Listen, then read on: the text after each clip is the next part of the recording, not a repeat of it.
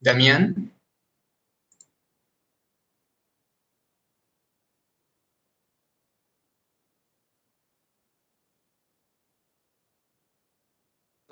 ¿Me escuchas, Lauro? comparte tu pantalla, please. Sí, sí, sí, te escucho. Puedes, compartir tu pantalla, por favor, y dejar, y ponerla de bienvenidos. Lauro. Sí, sí, te escucho. ¿Me escuchas?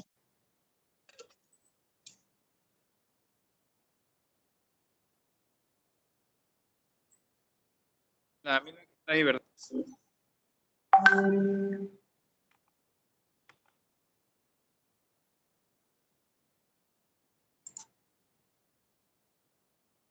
Ahí te lo pongo.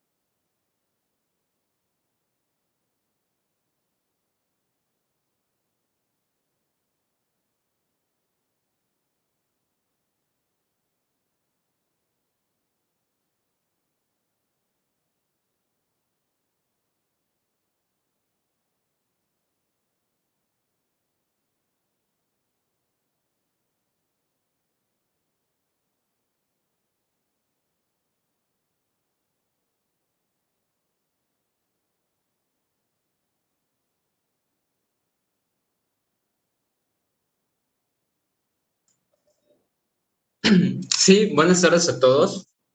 Eh, Bienvenidos el quinto día de cuarentena con Conciencias México. Eh, en esta ocasión nos toca al capítulo estudiantil del Instituto Politécnico Nacional. Antes que nada, quiero presentar a nuestro ponente, Mario Martínez Yáñez.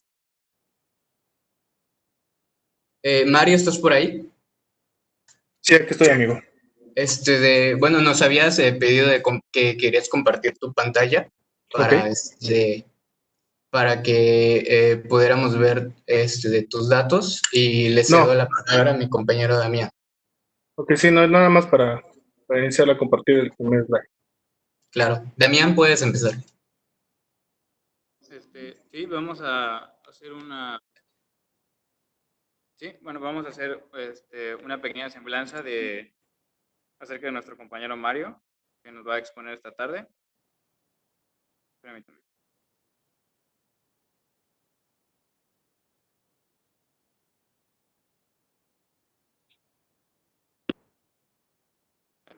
Es el ingeniero Mario Martínez Yáñez. Es ingeniero geólogo por la Escuela Superior de Ingeniería y Arquitectura del Instituto Politécnico.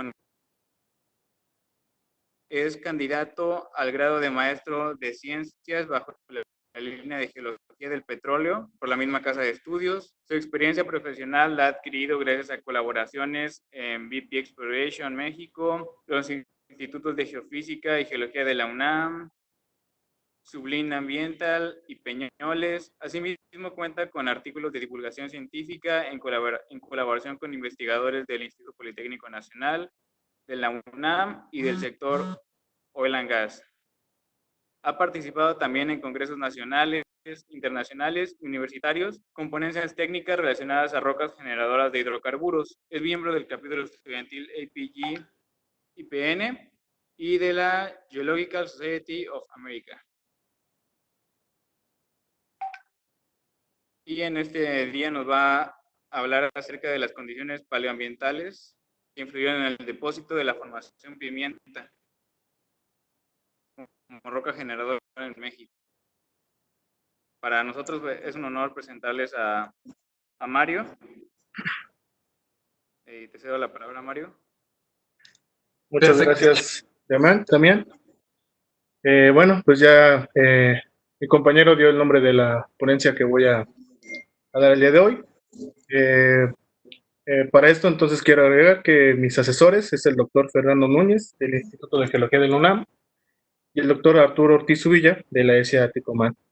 Quiero también agradecer, antes de comenzar esta charla, a las personas que siguen la transmisión y a los capítulos estudiantiles y asociaciones que están organizando estas sesiones técnicas para el periodo que estamos cursando actualmente. Pues bueno, entonces, dando inicio a la plática.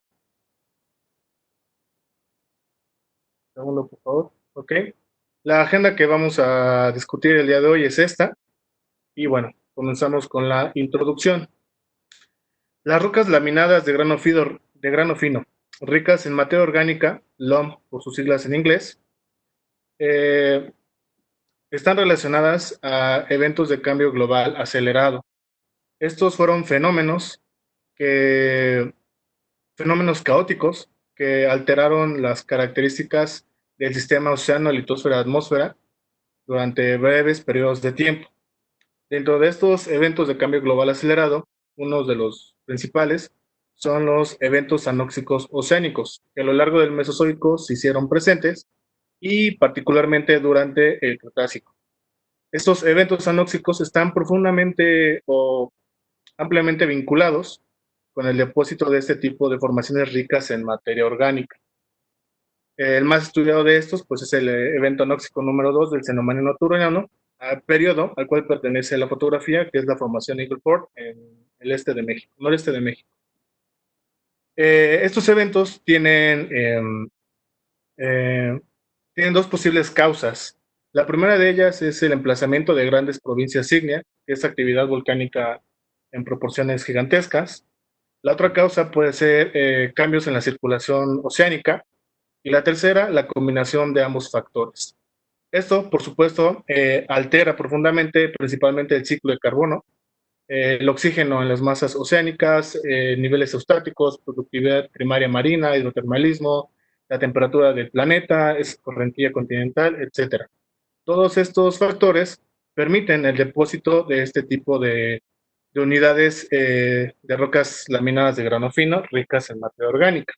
Entonces, si de por sí este ya es un motivo interesante para estudiar este tipo de secuencias, cuando estas pasan por los procesos geológicos adecuados, pues bueno, tenemos rocas generadoras de hidrocarburos que pues para la industria petrolera son fundamentales.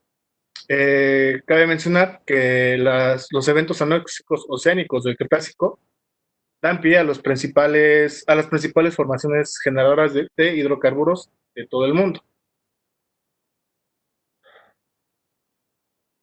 Sin embargo, durante el Jurásico-Cretácico, alrededor de hace 145 millones de años, secuencias tipo LOM fueron depositadas en varias partes del planeta, como se muestra en esta paleogeografía, principalmente en lo que actualmente es el norte y centro de Europa, Rusia, el este asiático, Golfo de México, Sudamérica y una parte del continente austral. Pero este periodo de tiempo se caracteriza por estabilidad global en todos los aspectos. No hay registrado algún evento de proporciones globales que alterara el sistema océano-litosfera-atmósfera. Y por lo tanto, pues no hay aumentos drásticos o cambiantes de la temperatura, del nivel del mar, concentraciones de CO2 en la atmósfera. O sea, este periodo es bastante estable. Pese a ello, se depositaron estas secuencias LOM. De todas estas unidades, en el Golfo de México, en esta parte de acá, pues se depositó una serie de LOM, entre ellos la formación Pimienta, que es un LOM calcáreo. Esto quiere decir que es rico en carbonato de calcio. Y la formación Pimienta, como muchos aquí en México sabemos, es una de las principales unidades generadoras de hidrocarburos. Por lo tanto, pues la formación Pimienta ya está caracterizada bastante bien en cuanto a su potencial petrolero. Son características que ya son bien conocidas, han sido estudiadas por bastante tiempo y es un tema común en este tipo de investigaciones. Sin embargo, las condiciones que le dieron origen no están bien documentadas aún. Hay algunos trabajos respecto a esto, pero no han sido no han ido tan a profundidad. Por lo tanto, el objetivo de este trabajo es determinar las paleocondiciones ambientales, climáticas y oceanográficas que dieron origen a esta unidad generadora de hidrocarburos. Perdón, ¿sí se está viendo mis diapositivas? Sí, Mario, sí, le estamos viendo perfecto, sin problemas. Ok, gracias. Bien, entonces, bueno, este es el objetivo del trabajo, determinar esas paleocondiciones ambientales, climáticas y oceanográficas que permitieron el depósito de esta secuencia, pese a las condiciones de estabilidad global que dominaban en el planeta.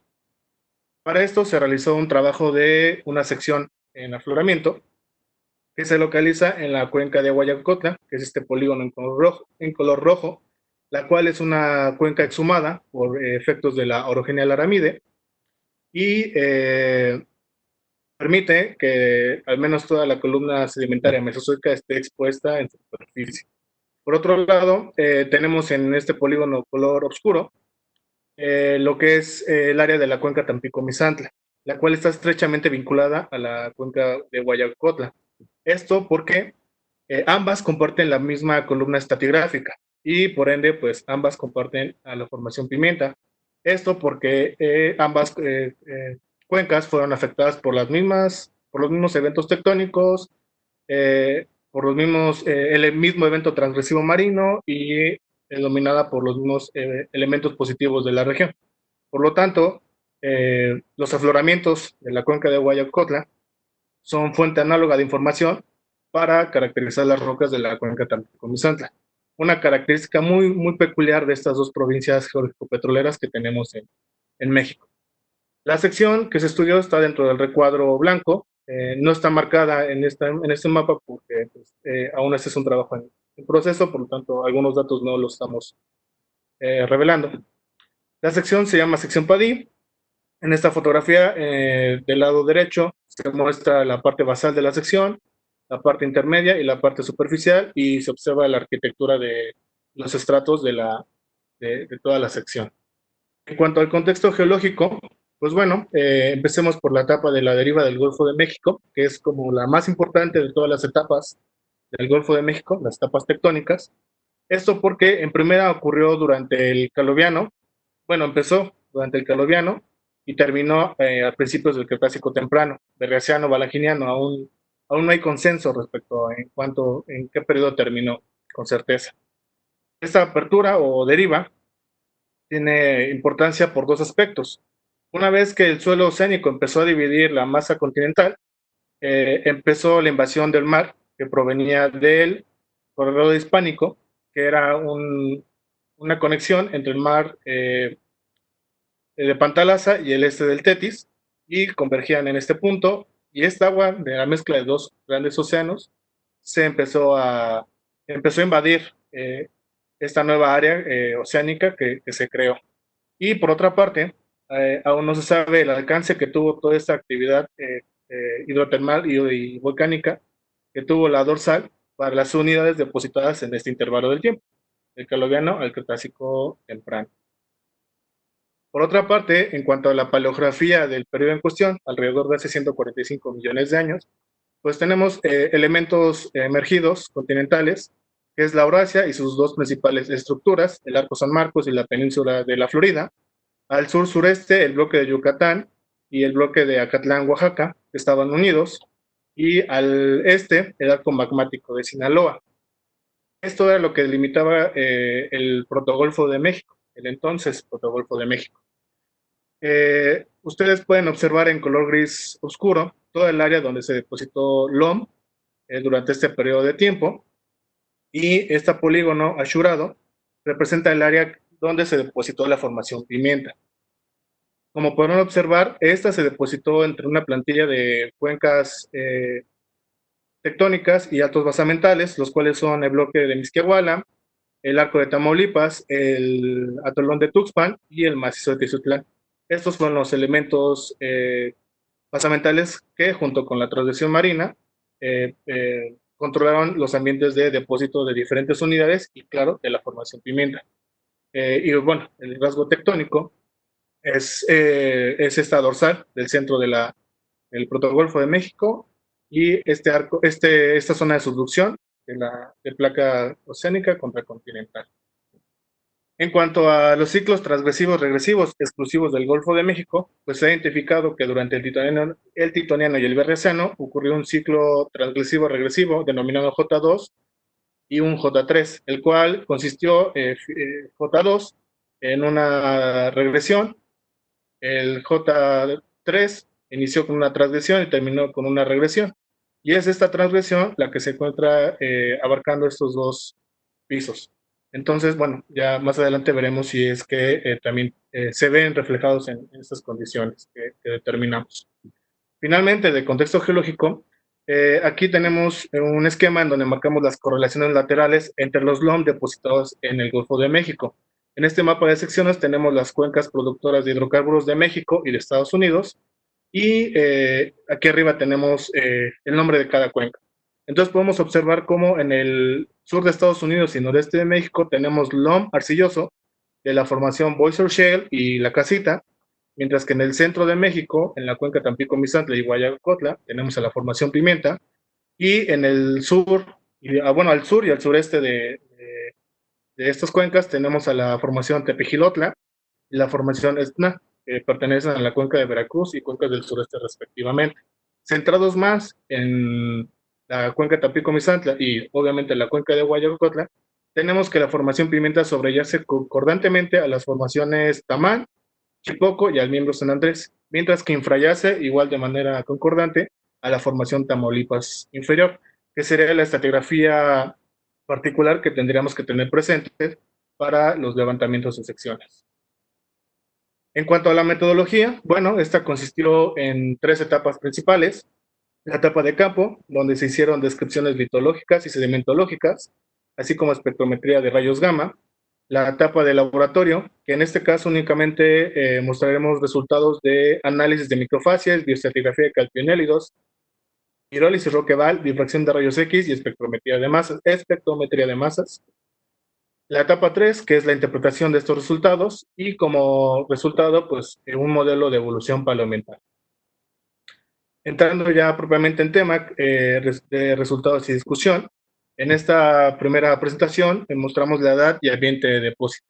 De entrada, la sección que medimos consta de 184 metros de espesor, siendo los primeros 16 metros correspondientes a la formación Tamán, que se define en esta sección como una intercalación de caliza de textura Paxton con niveles bentoníticos. Por encima de este, con un espesor de 136 metros, tenemos a la formación Pimienta, que se define por caliza de textura Paxton, Waxton y algunos niveles de Grainstone, intercalada con lutita calcárea, que en esta figura se representa de color gris, así como algunos niveles bentoníticos que también pueden observar. Sobre esta unidad Pimienta, identificamos también a la formación Tamaulipas inferior, que se define también por caliza textura Waxton, pero la diferencia entre esta y la que le infrayace es el color de la roca.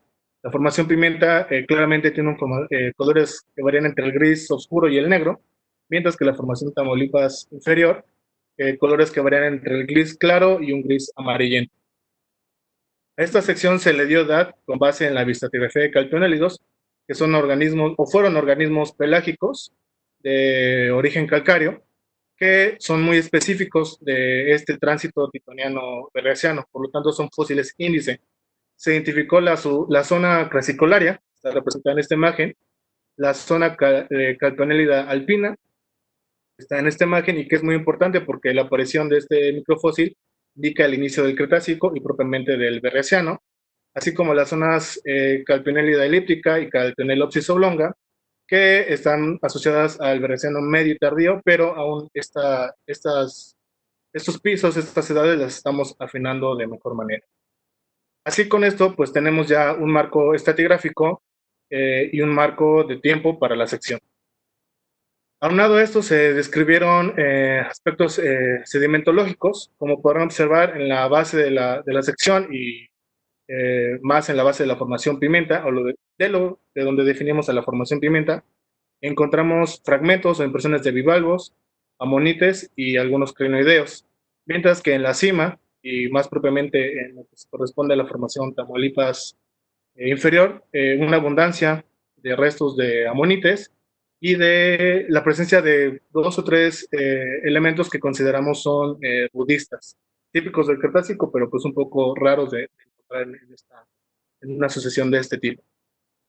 Y por lo demás, ustedes pueden ver que una característica sedimentológica son estratos planos, paralelos entre sí, con escasas estructuras sedimentarias, porque pues también tiene sus implicaciones que ya iremos mencionando.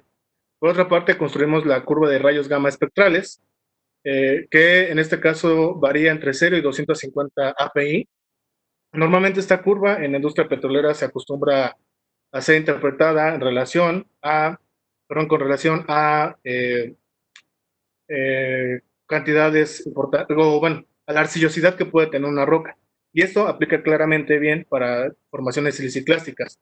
En el caso de este tipo de unidades, en donde la materia orgánica es abundante, el rayos gamma no está vinculado directamente con la arcillosidad. De hecho, en una diapositiva más adelante veremos cuánto contenido de arcilla hay en estas rocas. En realidad, en este caso, este rayo gamma está asociado principalmente al contenido de uranio de la roca.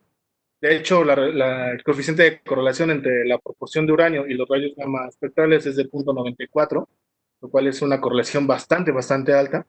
Y eso determina que el uranio está dominando la señal radiactiva de esta curva. Por lo tanto, podemos asociar esta lectura de rayos gamma a una posible abundancia de materia orgánica en términos muy relativos. En ese segundo track tenemos el carbono orgánico total, que varía de 0 a 4%, y que bueno, podemos ver cómo varía, sobre todo es abundante en la parte baja y va decreciendo hacia la cima, característica similar que tiene la curva de rayos gamma. Por otra parte, tenemos, se identificaron 7 microfacies. La primera microfacie es un waxstone de sacocómidos y radiolarios. Los radiolarios son organismos también pelágicos, pero estos son de esqueletos silíceos. Paxton de radiolarios, waxstone de radiolarios para la microfacie 3, para la microfacie 4, waxstone de radiolarios con restos de bivalvos, para la microfacie 5, waxstone de radiolarios y calpionélidos, la microfacie 6, waxstone mudstone de calpionélidos, y la microfacie 7, que en realidad es muy rara y escasa a lo largo de la sección, un greystone de restos de sacocómidos.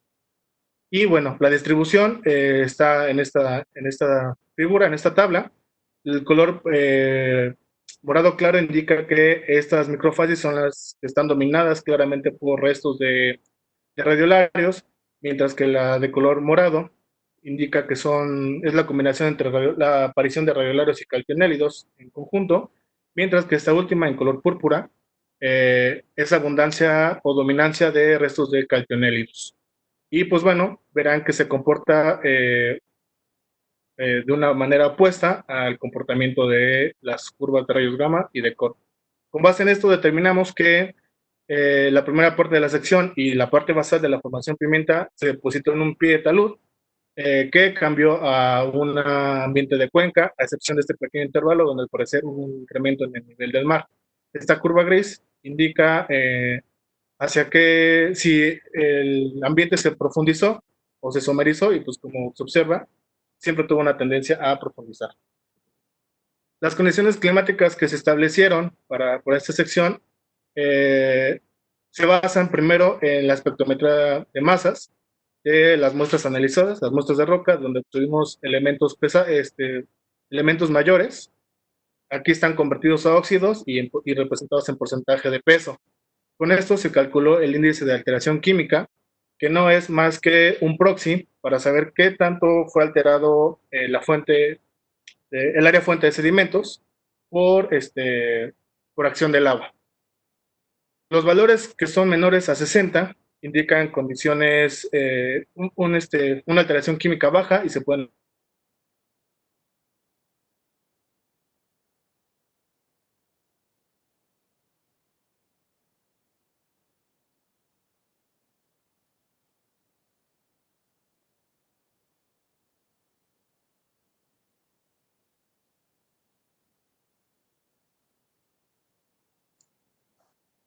Sí, ¿qué tal?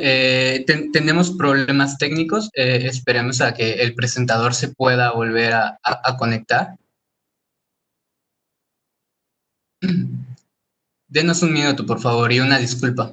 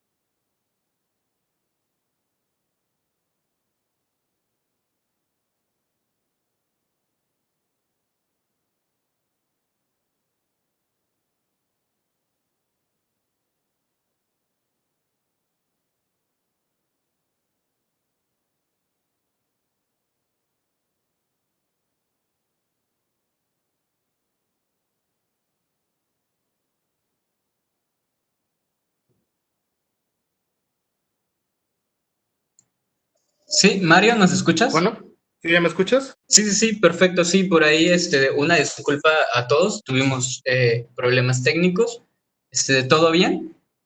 Sí, creo que al parecer fue mi internet el que se Ok, perfecto. No sé en qué, hasta dónde me dejaron de ver. Sí, en ese slide. ¿En este? Bueno, Sí, sí, sí, es en ese slide en el que terminamos. ok, bueno, pues ya no voy a andar un poco más en esto que quería comentarles. Simplemente que con este índice de alteración química y el índice de trítico que se obtuvo de las proporciones de calcita, cuarzo, clases y arcillas, que como verán es muy pobre a lo largo de la sección, se determinó que la parte inferior de la sección, sobre todo la parte correspondiente a la base de la formación pimienta, se depositó dentro de condiciones húmedas. Esto lo ponemos en interrogativo porque la señal del cuarzo puede estar alterada por dos motivos: las bentonitas, que están en abundancia en la parte de la formación tamal, y la abundancia de radiolarios. Por eso hacía mención que estos organismos son de esqueleto silicio y probablemente ese sílice se ve reflejado en las texturas Paxton que están hacia la base de la formación pimienta. Entonces, la interpretación de este cuarzo en este punto de la sección es de cuidado y tiene que ser mejor analizada.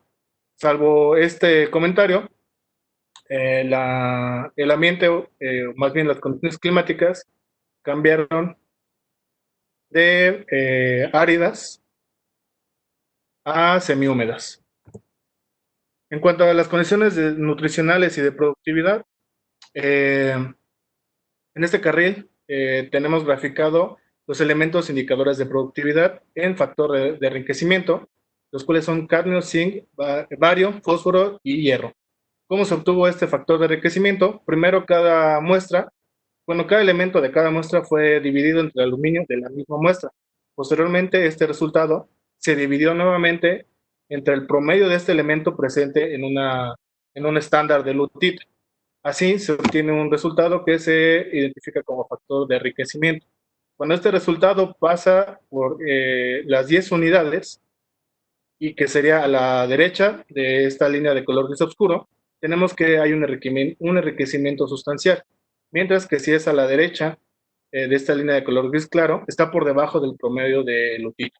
Entonces, como podemos observar, y salvo el hierro, todos los demás elementos están enriquecidos. Empezando de la base a cima, de una forma ascendente, tienen un pico máximo aproximadamente en la base de la formación pimienta, y de ahí tienden a decrecer paulatinamente. Mismo comportamiento que presenta la curva de carbón orgánico total.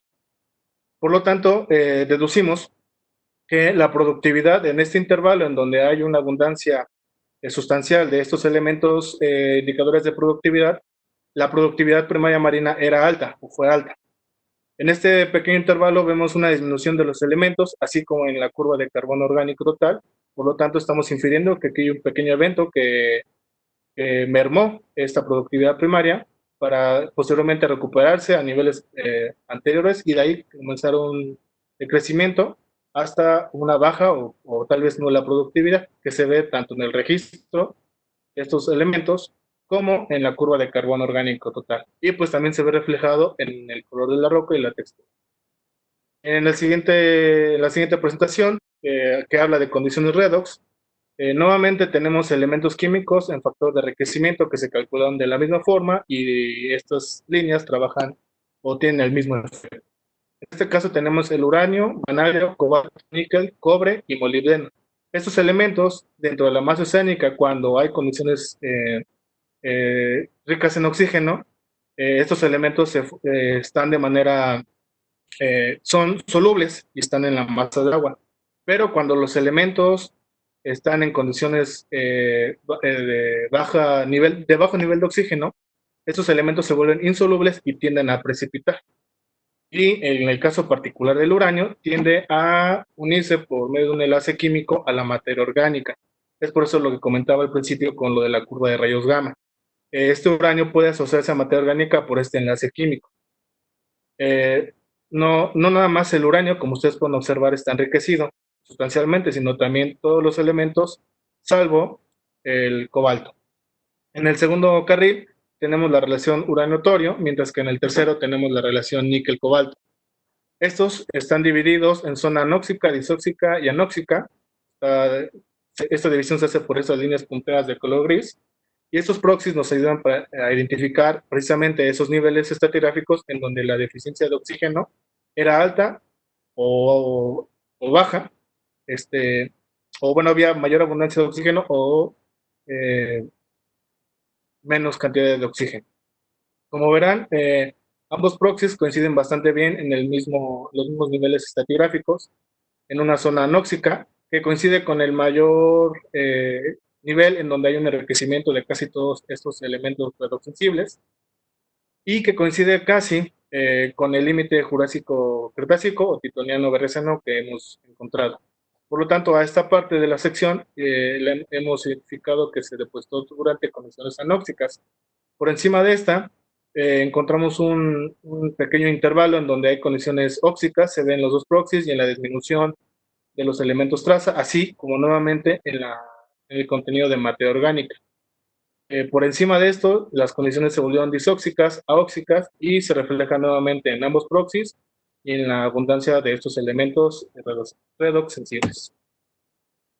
Todos estos paleocondiciones que identificamos están en esta gráfica agrupadas, y vemos una excelente correlación entre la alta productividad y los niveles anóxicos que se presentaron durante el inicio del depósito de la formación pimienta hasta por lo menos la parte intermedia o un poco más. Esto quiere decir que ambas condiciones prevalecieron durante el depósito de la materia orgánica y los sedimentos que ahora la conforman. Esto se prolongó por lo menos hasta la transición Jurásico-Cretácico, donde se ve un cambio notorio en las condiciones óxicas y de productividad, reflejado tanto en la curva de carbono orgánico como en la curva de rayos gamma. Esto es un evento interesante que aún seguimos discutiendo y analizando para poder dar explicación. Posterior a esto, como ustedes observan, la curva de Koch disminuye, las condiciones de productividad también se ven disminuidas y los niveles de oxigenación mejoran en la masa de agua. En cuanto al ambiente de depósito, pues vemos que la zona de depósito se profundizó, que era lo que platicamos, con base en la interpretación de asociación de microfacies, y la formación pimienta comenzó el depósito a pie de talud, cambiando a un ambiente de cuenca, y se ve reflejado no solamente en la curva de el nivel del mar, sino también en la abundancia cada vez mayor de calpionélidos y la disminución de radiolarios. Y pues bueno, las condiciones climáticas aparentemente obedecen a una jerarquía global, no hay condiciones particulares climáticas para el Golfo de México, más bien estas son las que se reportan en todo el mundo, ¿no? Así, nuestro pequeño y muy modesto modelo de evolución paleoambiental lo tenemos interpretado en estos dos sketches. El primero para el Titoniano del Jurásico Superior. Pues bueno, la productividad primaria marina era alta, identificado por este polígono verde, en donde había una alta concentración de elementos biolimitantes que permitía que esa productividad alta proliferara. Los radiolarios eran comunes en esta columna de agua superficial, probablemente alimentados por la actividad volcánica que representan las bentonitas, y por lo cual pudieron o posteriormente dan estas texturas de Paxton a la base de la formación pimienta. Esto para la zona oceánica. Para zonas neríticas pues había una diversidad de otros organismos como quinodermos, bivalvos y, claro, amonites. Todo esto bajo un contexto climático que era árido. Y pues obviamente una de las condiciones más sobresalientes es esta estratificación de la columna de agua, en donde superficialmente era bien oxigenada, mientras que la antefase sedimento-agua era deficiente en el nivel de oxígeno. Todas estas condiciones permitieron que se depositara el loam calcáreo que ahora representa la formación pimienta. Por debajo de esto que estamos representando como la formación pimienta, este color café representa los sedimentos previos al depósito de esta unidad. Y para el Berriasiano, el Cretácico inferior, pues estas condiciones cambiaron totalmente. El clima cambió a una etapa de semiárida. La productividad primaria disminuyó, así como los nutrientes que daban partida a esta. Los calpionélidos empezaron a ser más abundantes porque son típicos de ambientes más distales a la costa, lo que indica también la profundización del punto de depósito y la transgresión marina. Los nutrientes, como comentaba, se vieron disminuidos y las condiciones redox cambiaron a condiciones oxigenadas, aparentemente en toda la columna de agua. Por lo tanto, estas condiciones dieron pie al final del depósito de la formación Pimienta y a la parte basal del depósito de la formación Tamaulipas inferior. En partes más someras o neríticas, aparentemente predominaron los amonites, y por ahí pues ese rudista que creemos haber, bueno, que encontramos en campo y que se describió. Y estas condiciones del Jurásico Titoniano, pues son las condiciones que actuaron para que se formara este loam calcáreo. En algunas ocasiones basta con que haya un nivel de anoxia alto y poca productividad para que la materia orgánica se conserve bien y se pueda generar este tipo de secuencias loam. Otras ocasiones, la productividad marina es alta y a veces con pocos niveles de anoxia también se conserva una gran cantidad de materia orgánica, pero en el caso de la formación Pimienta aparentemente ocurrieron ambas situaciones, una alta productividad y niveles de anoxia lo suficientemente altos para que ésta se conservara. Y así es como termino esta parte de resultados y discusión. Como conclusión, pues tenemos que la formación Pimienta en el área de estudio es un loam calcáreo pelágico que se depositó en un ambiente de pie de talud, el cual evolucionó a cuenca. Las condiciones oceanográficas, inicialmente anóxicas y de alta productividad primaria, cambiaron a condiciones disóxicas y de poca productividad, mientras que las condiciones climáticas, congruentes con el contexto global del periodo, cambiaron de áridas a semihúmedas.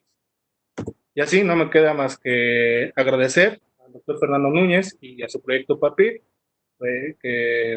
con los cuales hemos podido realizar esta investigación, a los doctores Thierry Adate, la doctora Pura Alonso y la doctora Teresa Pi por sus colaboraciones técnicas a este trabajo de investigación, y a mis compañeros de clase, Beatriz Hernández, Julián Mesas y Eduardo Gómez, quienes me han acompañado en mis trabajos de campo y que han colaborado también en ese sentido. Y pues bueno, aquí una forma de contactarme por si a alguien le interesara un poco más respecto a este tema o quisiera hacerme algún comentario particular. Agradezco mucho su atención. Gracias.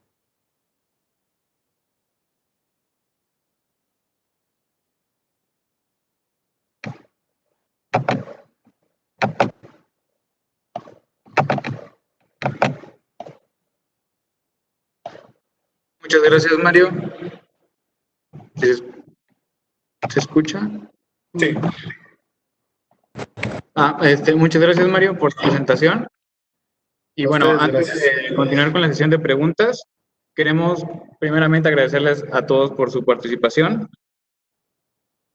También comentarles que sí se está compartiendo la pantalla, sí.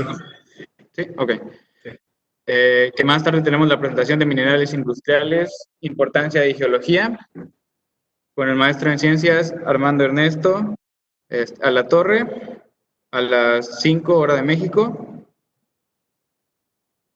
También recordarles que seguimos con la cuarentena con geociencias. Aquí está el link de YouTube.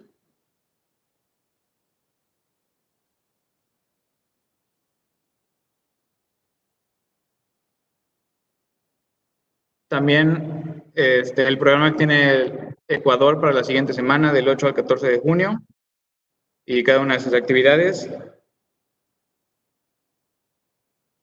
Después, también mañana, el 6 de junio, por parte del APG-IPN, también Student Chapter, otra conferencia de ficciones sobre la estimulación hidráulica, es de la Olmeca, la de mañana. Aquí está un poco mal el logo. Después, el día 7 tenemos el foro de clausura, que es por parte de Young Professional. encargado como modelador la ingeniera Idalia Cruz, y esperamos tenerlos a todos ahí. Y bueno, queremos agradecerles a todos por estar presentes en la conferencia. Les pedimos igual que nos sigan en nuestras redes sociales. Y también agradecemos a APG México y a la Asociación Colombiana de Geólogos y Geofísicos del Petróleo. Una vez más, muchas gracias, Mario, por tu conferencia. A ustedes, gracias. Y dejamos un espacio para alguna duda o pregunta que quieran hacerle a Mario.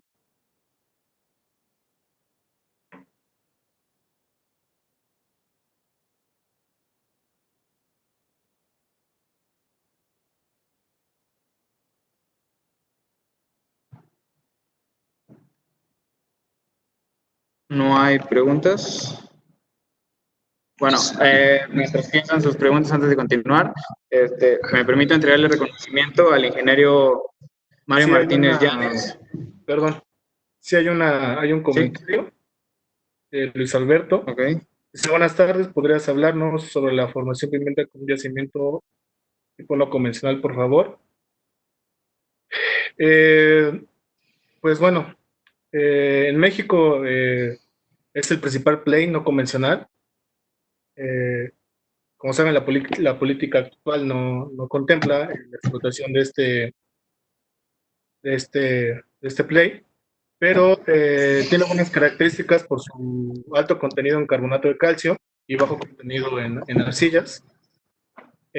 También su contenido de materia orgánica, que es variable, pero en general bueno. Y sobre todo en la cuenca Tampico-Misantla hay cierta estabilidad estructural, lo que pues también permite la navegación horizontal. El tema de este play no convencional es a veces un poco la profundidad y la tecnología con la que se dispone actualmente para darlo a las profundidades en las que está en la cuenca Tampico-Misantla, que oscilan en promedio de los 4 kilómetros. No sé si eso es un poco lo que querían escuchar. También aquí hay otra pregunta. ¿Qué significa la abundancia de radiolarios, sacocómidos y la aparición de calpionélidos? Los sacocómidos son crinoideos pelágicos que son normalmente abundantes en condiciones estresantes en la columna de agua. Esos son organismos pues, que aprovechan, podemos mencionar que son carroñeros, y entonces en condiciones estresantes abundan. Mientras que los radiolarios son indicadores de alta productividad, altos niveles de condiciones nutricionales.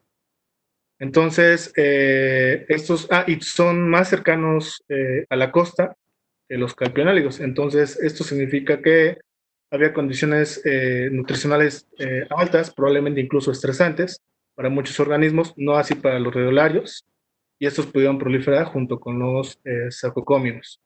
Posteriormente, estas condiciones cambiaron y dieron parte a la entrada de calpionélidos, que son organismos calcáreos, pelágicos, de un ambiente de cuenca abierta o cuenca distal, y que indican pues, la profundización o el aumento del nivel del mar y condiciones nutricionales diferentes. Tenemos otra. ¿Cómo se relacionan estas variaciones paleoambientales a nivel regional o global? ¿Qué implicaciones tienen? Pues las condiciones climáticas, como les comentaba, obedecen a una jerarquía global. Eso, en ese sentido, tiene una buena correlación. Y está bien porque las señales químicas que estamos observando en las rocas sí tienen congruencia con otras unidades, ¿no? En cuanto a las condiciones de productividad y de anoxia, pues es algo que a lo mejor se sabía o que se da por hecho de antemano, pero en realidad no teníamos o no había un conocimiento tan profundo de qué tan anóxicas o qué tanta productividad había, ¿no? Y ahora vemos que que el Golfo de México tuvo en ese entonces una alta productividad y bajos niveles de oxígeno libre en la interfaz de sedimento-agua. Entonces, esto habría que ahora contextualizarlo bueno, cuál fue el evento o eh, qué dio partida a esas condiciones, por qué se volvió anóxico, por la actividad hidrotermal de la dorsal que abrió el Golfo de México, por un cambio de corriente oceánica. Esa es la interpretación que ahora buscamos darle a estos datos y sobre la cual estamos trabajando y que, bueno, para la presentación del trabajo de tesis esperamos tenerlas bien desarrolladas. Aquí otro, no sé si aún tenga tiempo. Entonces no hubo ningún evento en el Jurásico superior, así como en el Cretácico, solo fue por cambios ambientales. Así es, al menos lo que se muestra en esta sección eh, indica eso, que no hay un evento global que detonara condiciones estresantes o de cambio global acelerado que permitían el depósito del LOM en el Golfo de México. Y aparentemente estas condiciones, este LOM del Golfo de México es sincrónico con los otros LOM del norte de Europa y el centro de Europa, pero no están relacionados por un mismo evento, sino por condiciones más regionales, más, más de las propias áreas. En el caso, por ejemplo, de los LOM depositados en Europa, la mayoría son LOM arcillosos. Son formaciones ricas en materia orgánica, en arcillas y con bajo contenido de carbonato de calcio. Y esto es por la latitud a la que se depositaron, ¿no? Muchas gracias. Esos nutrientes para el límite Jurásico-Cretácico, ¿de dónde se originan? Es un poco lo que estamos tratando de darle la correcta interpretación. Una posible, como mostramos, no hay un aporte importante del continente a la cuenca. Entonces se descarta esa fuente de nutrientes. Hay otras dos opciones. Como observaron a lo largo de la columna, hay constantemente niveles bentoníticos, los cuales indican actividad volcánica, no necesariamente de carácter o de grandes magnitudes, probablemente del arco magmático de Sinaloa. Entonces, la actividad volcánica de ese arco magmático pudo haber llegado a través de las nubes de los eventos volcánicos, depositados cenizas y con ellas niveles nutrientes para la columna de agua. Y otra posible respuesta, que es la que también estamos indagando, es si la dorsal del centro del Golfo de México y su actividad hidrotermal que supone alimentó a la masa oceánica con nutrientes. Esas son las dos posibles explicaciones o las dos hipótesis para dar explicación a este fenómeno que estamos identificando. No sé si hay alguna otra pregunta.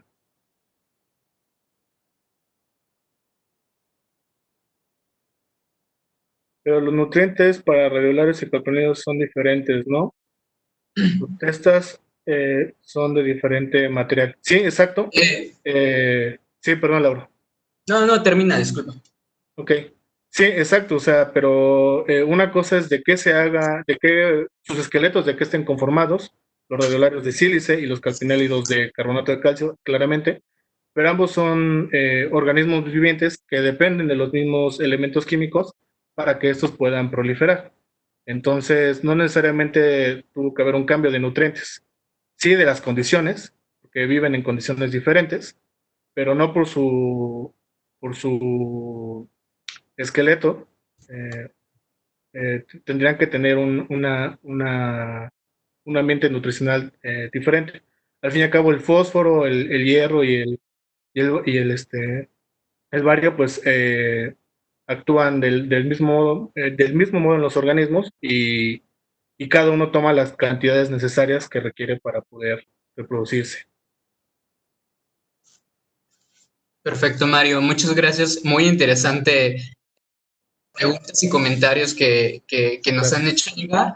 Por aquí tenemos un último comentario que hicieron desde la plataforma de YouTube, desde la cuenta de Cuarentena con Geociencias. ¿Sí? Dice, ¿no se ha documentado la presencia de minerales de uranio en esta unidad? o documentado la presencia de... Sí, perdón, no se han documentado la presencia de uranio, de presencia de minerales de uranio en esta unidad. No, al menos lo que hemos observado, y sí hemos observado bastantes secciones en donde hemos visto la formación pimienta. No hay esta formación de minerales de minerales enriquecidos en uranio, porque este uranio que se está reflejando tanto en el rayo gamma como en la espectrometría de masas, es el uranio que se encontraba en la columna de agua y que al momento de precipitarse lo hizo en conjunto con la materia orgánica, junto con la cual formó estos enlaces covalentes.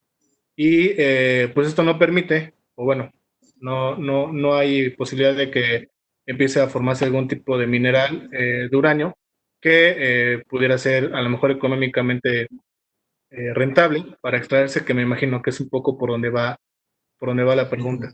Sí, sí lo hay en el caso de, por ejemplo, el manganeso, pero para la formación chipoco, sobre todo en el área de Molango, eso es un fenómeno también ya bastante bien documentado. Y ahí sí las concentraciones de manganeso son increíbles, pero pues esto es para el quimeridiano titoniano temprano.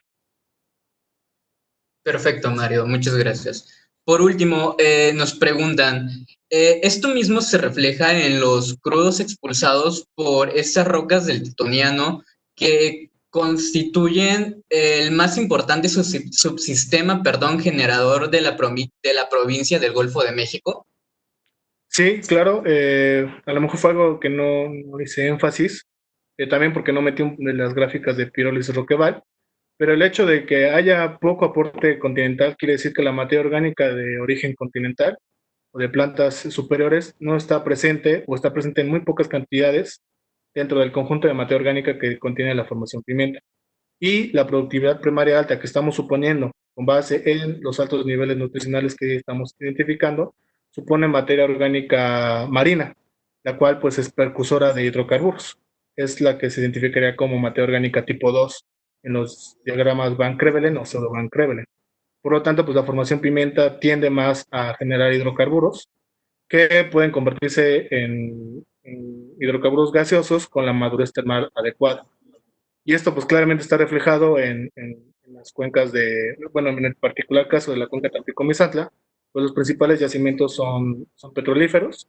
Lo hablaba un poco el maestro Valencia en la sesión previa, pues que hay grandes campos de hidrocarburos líquidos que han sido explotados en la Faja de Oro, en las cercanías al Paleocanal de Chicotepec, y pues todos estos vienen la mayoría, en su mayoría vienen de la formación pimienta, pues es por este contenido de materia orgánica de origen marino.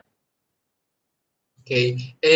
Tenemos de pocos minutos para la siguiente pregunta de Sí. parte de Jaime Patiño. Dice, la estratigrafía mesozoica del área exhumada y sepultada son las mismas. Tampoco hay un elemento tectónico positivo entre ambas secuencias. ¿Por qué dividir dos cuencas? Eh, sí, es una pregunta que también yo me he formulado bastante, porque en efecto no hay un elemento geológico que permita hacer esta división.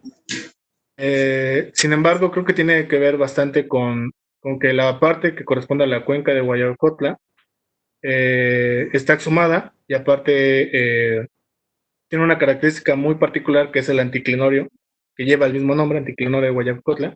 Entonces se ha identificado como una provincia geológica de condiciones particulares que se puede distinguir de la cuenca Tampico-Misantla.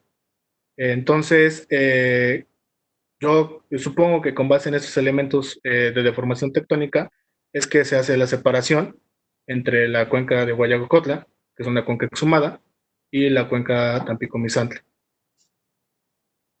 Aunque perdón, también he de agregar que, y también lo comentaba el doctor Padilla Sánchez, me imagino que también tiene un poco que ver esta limitación de fallas de megasheets que actuaron durante la apertura del Golfo de México y que tal vez también sean un límite tectónico que pueda permitir diferenciar entre una cuenca y otra, pero con certeza no podría afirmarlo. Perfecto, Mario. Muchas gracias por los aportes, por todo el conocimiento y por ese arduo trabajo de tesis que nos has presentado el día de hoy. No me queda más que darte las gracias por última vez en nombre de todo el equipo de APG que ha hecho el esfuerzo por sacar toda esa serie de charlas adelante y bueno, también a nombre de la Asociación Colombiana de Geólogos y Geofísicos del Petróleo. Los esperamos en la próxima charla, que será a las 5 p.m. en la misma sala de Webex. Y bueno, tengan un excelente día todos y muchas gracias. A ustedes muchas gracias. Saludos a todos.